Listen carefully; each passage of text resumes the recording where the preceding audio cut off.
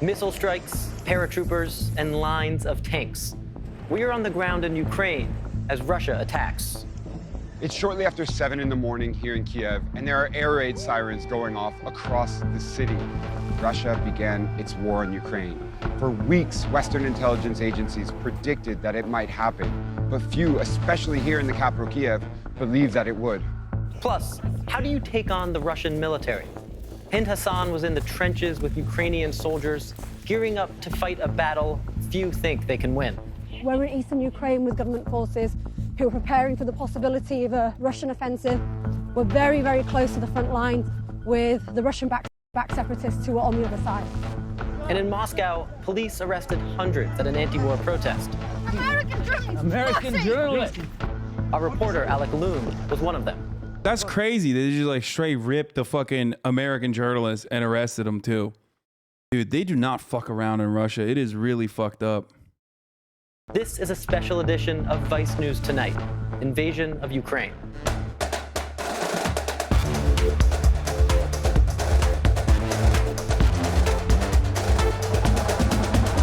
mean, I guess we do it too, but still, like... Yeah, I was just thinking, and I was like, damn, I mean, we kind of did that. Not to the same degree, though. Like, we let him go, you know what I mean? Like the level of, like, what gets you locked up in jail.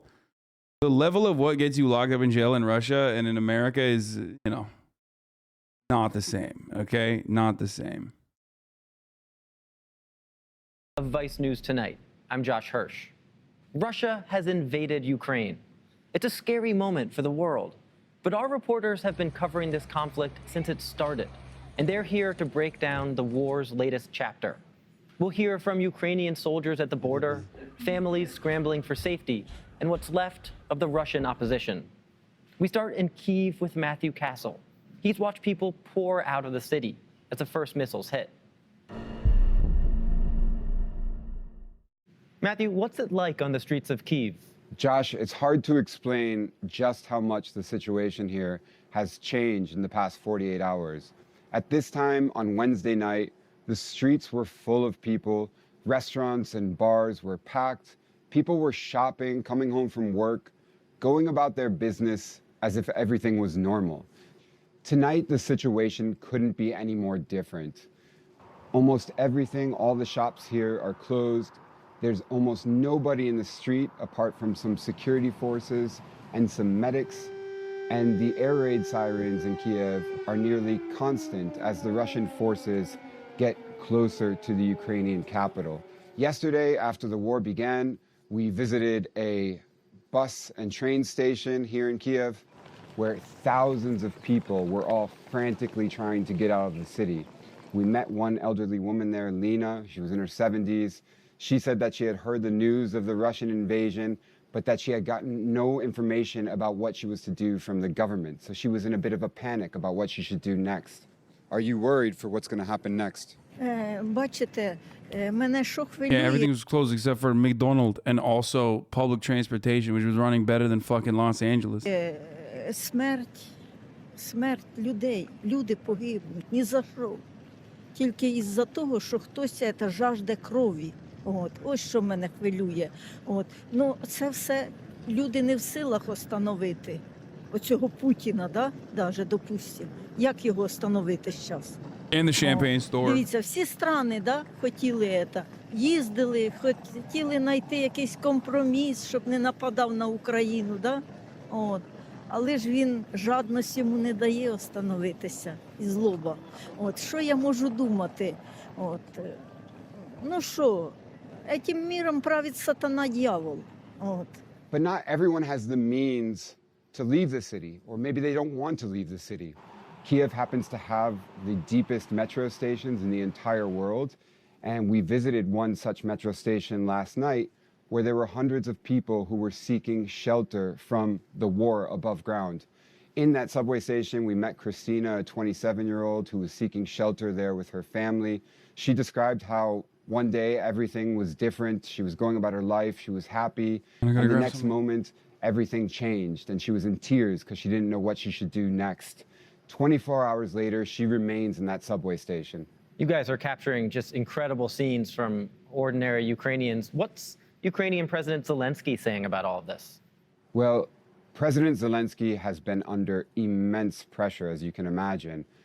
He's vowed to stay here in the capital, Kiev. He's also said that Ukraine has been, quote, left alone by its Western allies. He's offered to negotiate with Russia. An advisor to Zelensky even went as far as to say that Ukraine would be open to discussing neutralization, meaning they would promise to not ever join NATO. Ukraine's membership in NATO has been a main sticking point between Russia and the West. Ordinary Ukrainians, meanwhile, are all hoping that this war ends as quickly as possible. Matthew Castle, thank you very much, and stay safe out there. Fighting between Russia and Ukraine started 8 years ago, and Hind Hassan's been reporting on it ever since. We're going to hear from her in a second, but first we'll see her report from January, when she spoke with Ukrainians preparing for all-out war.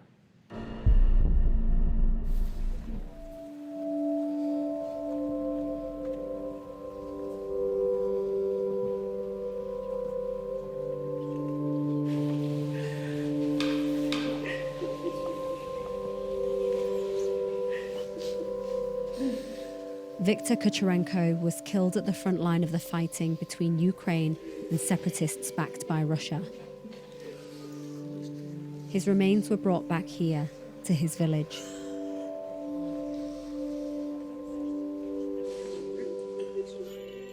The fighting started in 2014. Since then, over 14,000 people have been killed.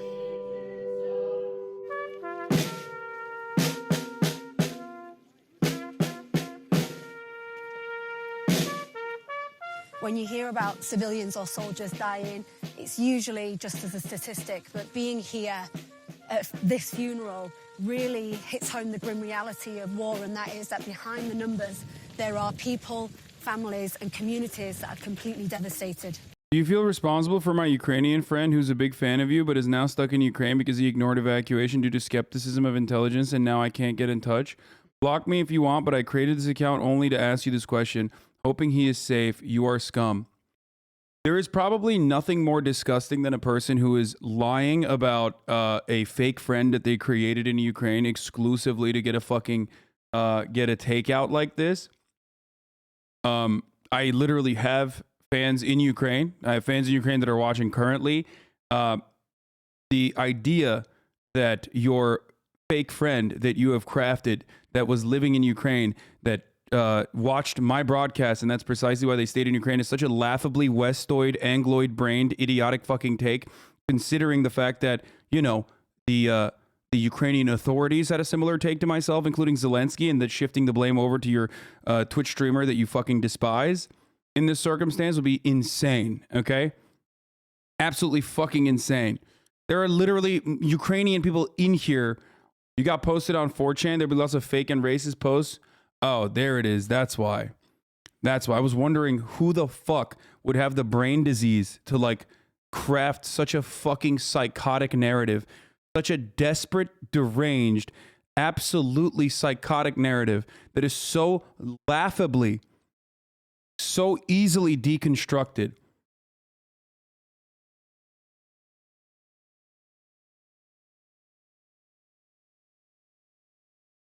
Yeah, you're trending on poll right now. Oh, God.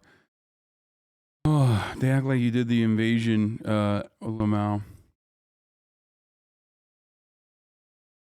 It's true, man. No harshing, but people are comforted by those they look up to, so don't say when you don't know shit. That's fucking preposterous, dude. Especially considering that, again, and I repeat myself, Zelensky and the defense minister had that fucking take. Okay, literally leading up to the invasion. Incredible stuff. Incredible basement dwelling takes, dude. What a terrible bait. It immediately betrays the severity of the situation. Not only do you fucking make a laughing stock of yourself, but you straight up betray the actual severity of the situation by using it as a simple talking point. Like it's such easy conflict for you that you could just make up a fake friend just to be able to get one off, just to be able to fire one off.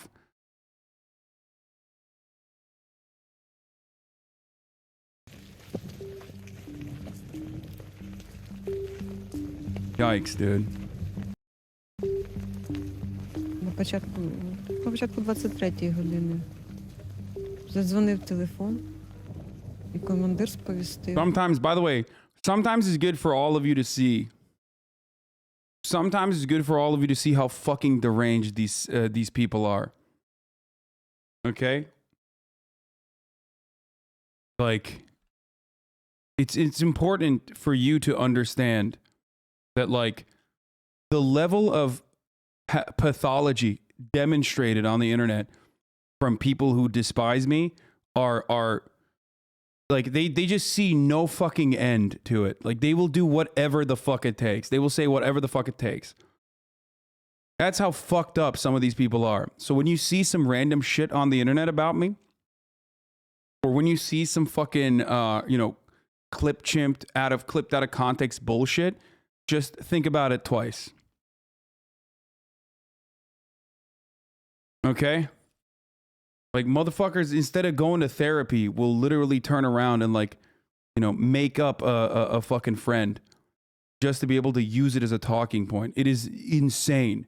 You would think that kind of shit would never happen. Like, most normal human beings would not do that.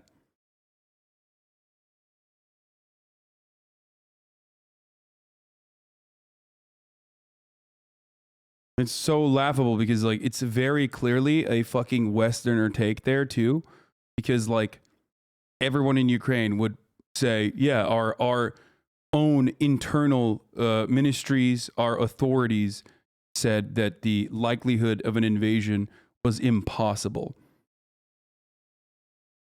So no one in Ukraine would actually watch me and be like, oh, I got my information from Twitch streamer HasanAbi instead of fucking the president.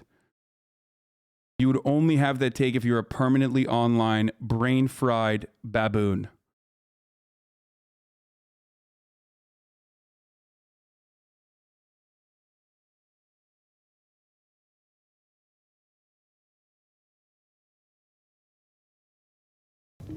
Anyway, there's a TOS coming here. Загинув. Прийміть наші співчуття. So I gotta hide it. Загинув як герой. Hide this part. Втратити найріднішу I людину think it's на a terrible війні pain – це страшенне to горе. lose those you care the most about the war.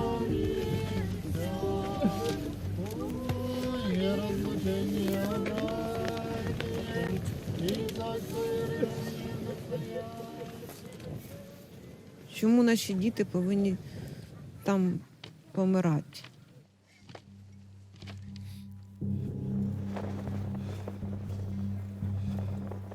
That 4chan thread was so fucked. People saying you have anger issues right next to them calling for your death after watching your family die. Also racism saying that you should go back to Turkey. All of this after being butthurt that Anglo was a slur. Oh, because I said Angloid. Oh, that's funny. That's great. That's why I made it on the 4chan.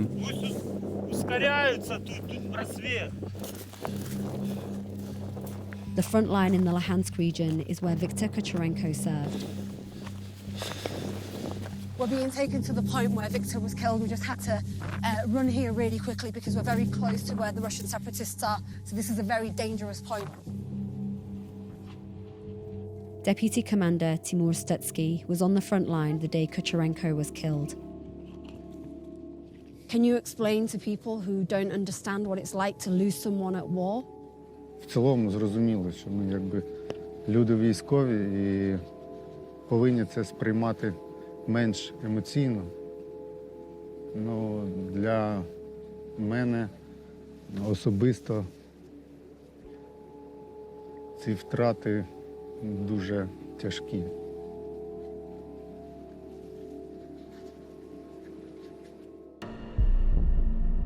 Hind Hasan is on assignment in Nairobi and joins me now.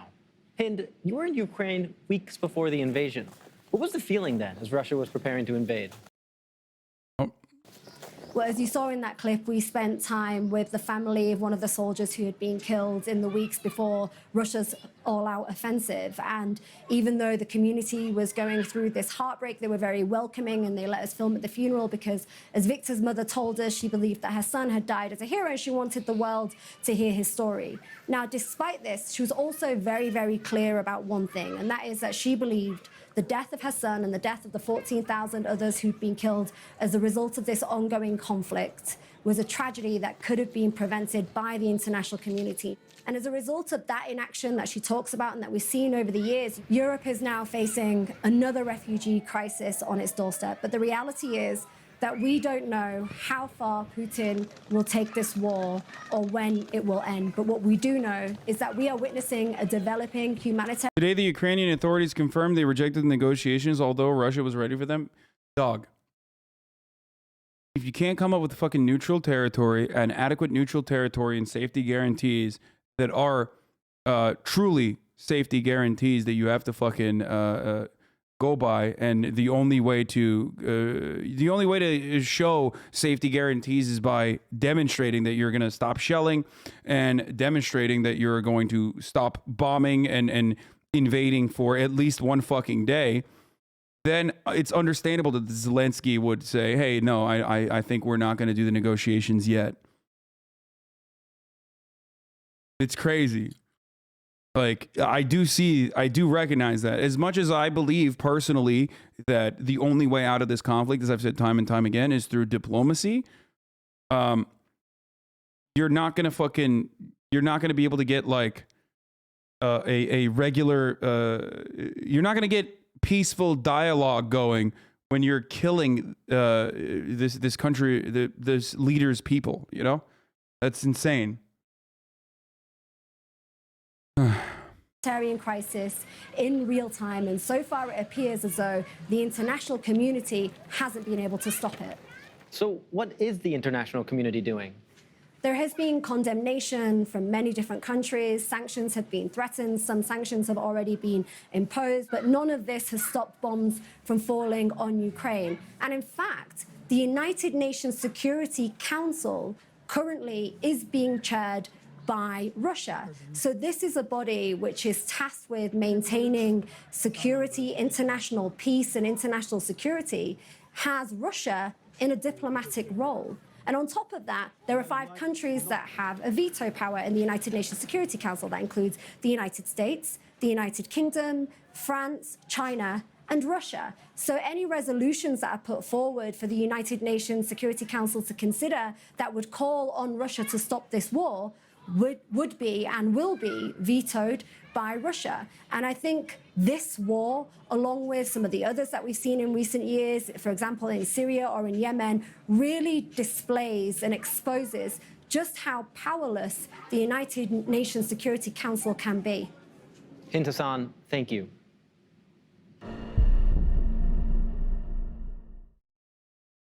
На Украине сегодня происходит безумная война. Yes, she's the better Здесь Hasan. бомбятся сейчас для того, чтобы избежать военных действий. Я стыжусь. That's a great take. She must be watching the fucking like 3 American chatters who believe that like Russia has a real intention here. Своего Yeah, гражданского. someone said Russian Newsmax viewers. Exactly. That's what happens when you watch Russia's OAN, you know? Я думаю, что это все-таки вынужденная мера, необходимая. По нас будет санкции там как-то отражаться, естественно, плохо. Мы живем в санкциях уже много-много лет. Санкции укрепляют Россию. Да, будет плохо России. Но я не думаю, что кому-то будет от этого хорошо. С этим человеком, с президентом Путиным, не будет будущего никогда. Vladimir Putin has enjoyed a high approval rating among Russians. That's not particularly surprising. He controls state-run media and silences anyone who challenges his authority. But not everyone has been willing to stay silent. Alec Loon was in Moscow covering an anti-war protest when police detained him. The number of people here has been getting bigger and bigger. People are getting more and more agitated, but police are also getting more active. And every minute they're arresting more and more people, taking them to waiting police vans. American journalists! American journalists! У меня аккредитация МИДа есть! Я журналист! Журналист! Пресса! Пресса! Журналист! Аккредитация! Аккредитация! Аккредитация у меня есть!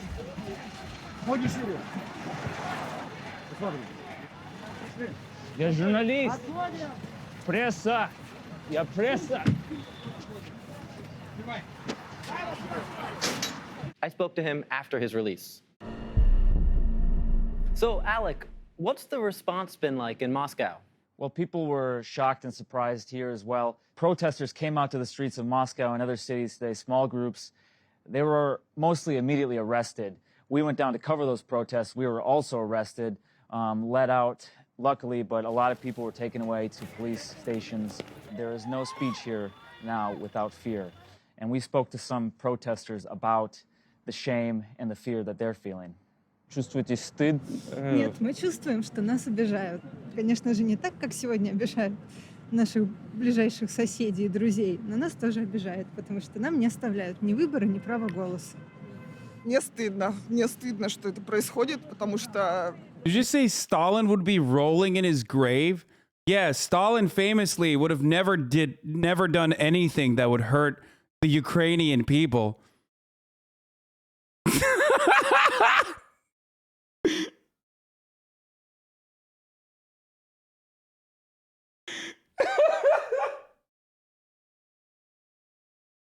Bro, are you serious?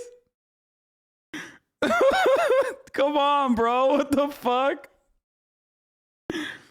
Oh, Jesus Christ. Okay, let's keep going. All right. Oh my God. Слышишь слова, что русские напали. Это не русские напали. Это придурочные, которые там сидят, решают за нас. Мы это не хотим. Нам это не нужно. Россия и Украина вместе. I mean, you could pinpoint half the fucking reason why there's like a serious nationalist movement in Ukraine to Stalin. Oh God, I'm gonna piss off every fucking Marxist-Leninist now with that take. Jesus Christ. Okay. So you got a chance to hear from protesters and people in the opposition, but how representative are they of the entire Russian population? How are Russians, what are they being told about this war? A recent poll found that 3/4 of Russia blame the US, NATO, or Ukraine for the tensions in Ukraine. And I don't think that's changed much given the state television coverage of this conflict. This is being presented not as a Russian invasion, but as a Russian response to quote-unquote aggression by Ukraine. The Russian Foreign Ministry is saying that this is not a war. This is Russia preventing a global war. So it's a very different view of the situation here, a very distorted view of the situation, and that's also pretty scary. What do you think Putin wants out of this? Is there anything that European leaders or American leaders could do to deter him? I think Putin is a little afraid of the sanctions that are coming down on Russia. He held a special meeting with the oligarchs, asking them to understand his response, asking them to help the government in what would be tough times ahead with the sanctions. At the same time, this is a leader who no longer has any checks or balances. We saw him meeting with his top security officials, and everyone in the room. The funniest thing, in my opinion, that the Russians do is they have that like blue and white T-shirt undergarment that they wear. Isn't that like the Russian Air Force or whatever? I don't know why I feel like that's such interesting drip for the military. It's like, why are you trying to be fancy, dude? What's going on? Like, what's happening? It's the Navy. Are you trying to be dripped out? Is that what's going on? Is that like what's the room was terrified? What are you trying to do? Afraid to say that they thought this was a bad idea. Oh, look at me. Like, I have to be different than all the other fucking world's, all the other nations' armies. Like, I'm going to wear very interesting clothing like this. To invade Ukraine. This is a man who has been very isolated. We see him meeting with world leaders at the other end of a 60-foot-long table. And I think all that's really created this vision in Putin's mind of what he wants to get, being to take Ukraine off of its pro-Western course, and B, to make Russia feared in the world especially by NATO and the US. I think he is looking to be remembered as the leader who brought Ukraine back into Russia's orbit. And it's very uncertain at this point because it looks like there's no one who can tell him any differently. That's a scary thought, Alec. Thank you very much for all of your work. Ми не можемо нормально поспати, ми прокидаємось. I think a lot of the fucking Putin commentary now at this stage especially just revolves around like throwing a dart at the fucking board and being like, I don't fucking know, he's just crazy. Yeah, who knows? I mean, once you go beyond the material reasons, it's like what like how is he operating in the way that he's operating? It's like you don't know. You just fucking don't. I believe that even the portrayal of him as a non-rational actor is deliberate so that people can't comprehend what he's doing. Maybe, I don't know, maybe I'm doing that fucking thing where I'm like trying to do like Putin's playing 5-dimensional chess all the time, but he is known as like a decent tactician. So I guess like I feel like it's more that he is trying to come across like a madman who is capable of anything and everything. You know what I mean? Від вибухів. Вместе с друзьями сейчас в убежище, и непонятно, сколько это продлится, непонятно чего. Те, що зараз найбільше лякає, це саме ця невизначеність, яка... Когда приходит война, когда она приходит в твой дом, ты перестаешь мыслить категориями дней, недель и месяцев. В повітрі, і ти не знаєш, що станеться з тобою завтра, післязавтра. Президент Байден благаю, кожен українець, напевно, вас благає тому, щоб ви прийняли якісь рішучі дії проти російської агресії, проти Росії. И Украина, если, не дай бог, что-то случится, Украина точно не будет последним рубежом. When Russian President Vladimir Putin announced the offensive, he warned the US and its NATO allies that interfering... Wait, what? What did you say?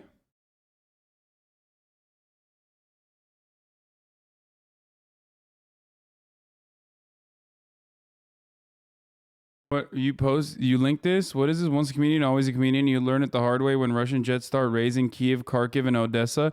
Oh, because he's saying the sky of Israel is strewn with missiles. Some cities are on fire. There are victims, many wounded, many human tragedies. It is impossible to look at all this without grief and sorrow. It is necessary to stop the escalation immediately for the sake of people's lives. Oh shit! They found a fucking Israel. Oh shit!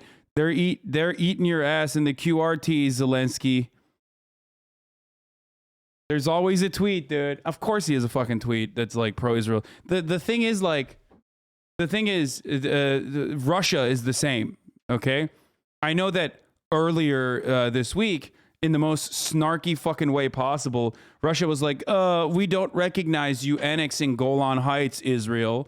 Like, that's a violation of human rights. And it was like, that doesn't even fucking matter because ultimately...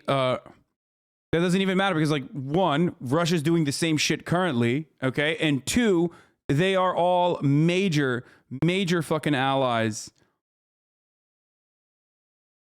Addicts incoming? What the fuck is a loop addict? Just making shit up?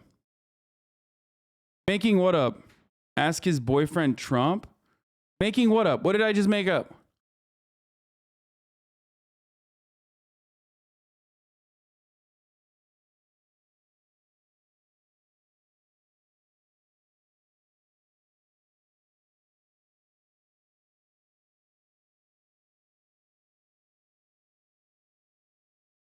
What the fuck is a loop addict? What? Honestly, risky old tweets from Zelensky. Just give Ukraine to Russia now. It's over. Get ratioed. The reply was from last year. No, this guy was just saying, like, you know, you'll understand what it's like when a fucking larger world power destroys your country. You know, that's what he was saying. He didn't fucking predict the future.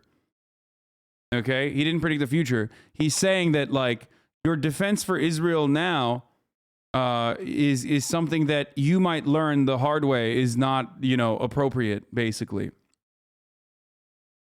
speaking on behalf of Palestinian liberation is what this man is saying here.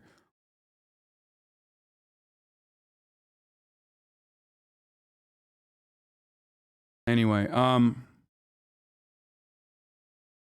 thank you for the raid, Loop Addict, I think.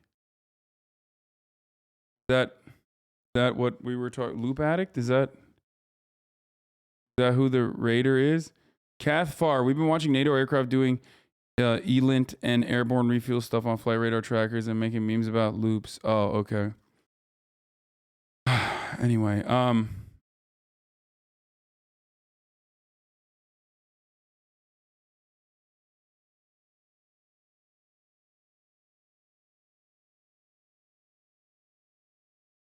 so yeah, that's the point. It's not like people aren't trying to cancel him.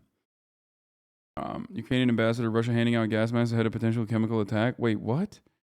Fucking DC Examiner, dude. I don't know how much I believe that. Will, quote, lead you to consequences that you have never faced in your history. Liz Lander spoke with a Russian dissident who met with the Biden administration this week. He explains what the attacks mean for Russians and how this invasion could be part of Putin's broader strategy to expand his sphere of influence. Vladimir Ashurkov runs the Anti-Corruption Foundation, which was started by his colleague and Russian opposition leader, Alexei Navalny. Even Ashurkov didn't think Putin would go this far. Do you think that this could be a success for Putin, and what does that mean for an opposition movement? Already is terrible for Russia. It's horrendous. And Kyiv Independent, Russian forces in occupied Donetsk are handing out gas masks. Uh-oh. That's not good. Oh, it's the Russian forces that are handing out gas masks. Wait, what? That is fucking, I mean, I need confirmation. I don't know if the Kyiv Independent is reliable. But if that's real, that's really fucking scary. Again, confirmation necessary. Stop reading the Kyiv Independent. I mean, dude, a lot of people fucking put out fake news in this situation. I heard about this as well. Francis Macron says Moscow has been given the green light to deploy nuclear arms in Belarus following a call with Lukashenko. I don't know why they would do that. I don't know why you would give Lukashenko nukes. I guess as a side of partnership. The upcoming constitutional referendum scheduled in Belarus on February 27th will allow Russia to deploy nuclear weapons on the territory of Belarus, according to Market Rebels, or Market Rebellion.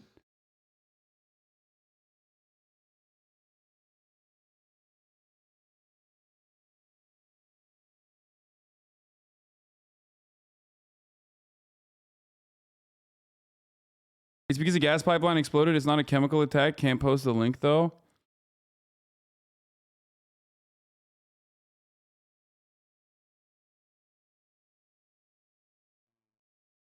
Images before and after on Snake Attack.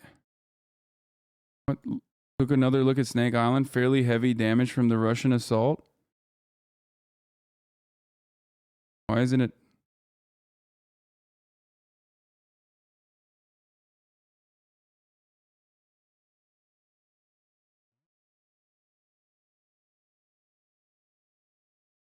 Can't tell. Like, it's just hard to comprehend what's going on there. Okay. According to an earlier Twitter post from Kyiv Independent, Russia is planning to blow up hazardous material storage tanks in the city. Again, it's Kyiv Independent. I don't know.